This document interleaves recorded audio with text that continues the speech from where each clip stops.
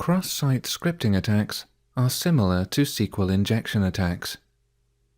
You learned about SQL injection attacks in Lesson 10.11. Rather than trying to send SQL code to your database, cross-site scripting attacks try to manipulate the HTML code on your web pages. In this lesson, you will learn about cross-site scripting attacks and how to prevent them. ASP.NET is highly secure against cross-site scripting attacks, but you should always be aware of the ways that malicious users might attempt to attack your sites. To begin this lesson, open the Stablebase project from your Sample Files folder.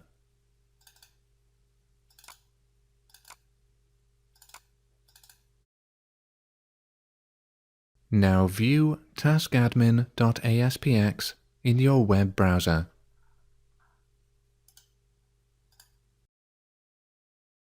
This page displays a list of tasks and allows new tasks to be added. Now view the page's HTML code. To do this in Internet Explorer, right-click the page and click View Source from the shortcut menu. Now find the code for the grid view control.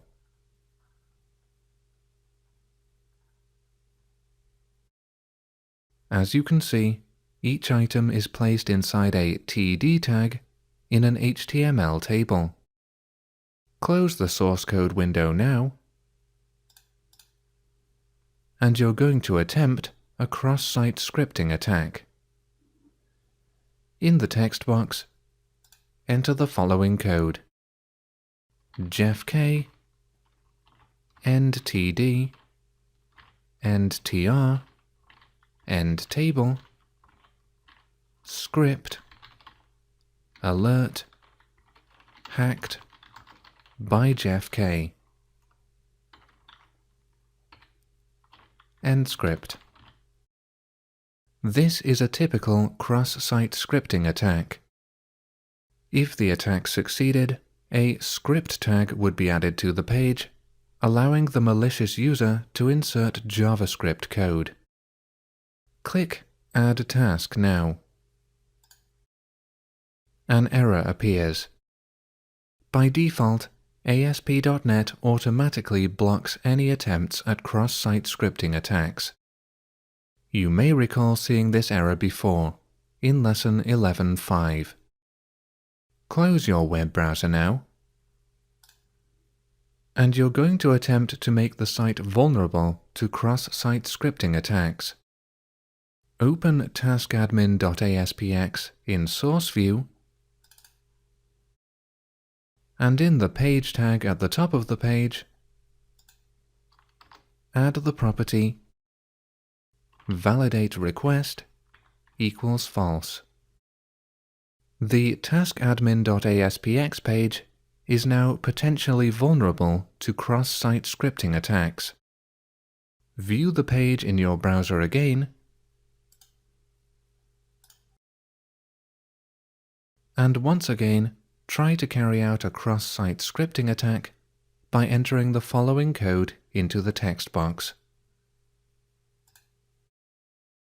jeffk, endtd, endtr, endtable, script, alert, hacked by jeffk,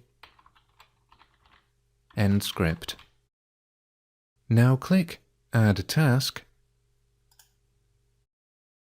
and amazingly, the cross-site scripting attack still fails. The grid view control automatically encodes its contents to prevent cross-site scripting attacks.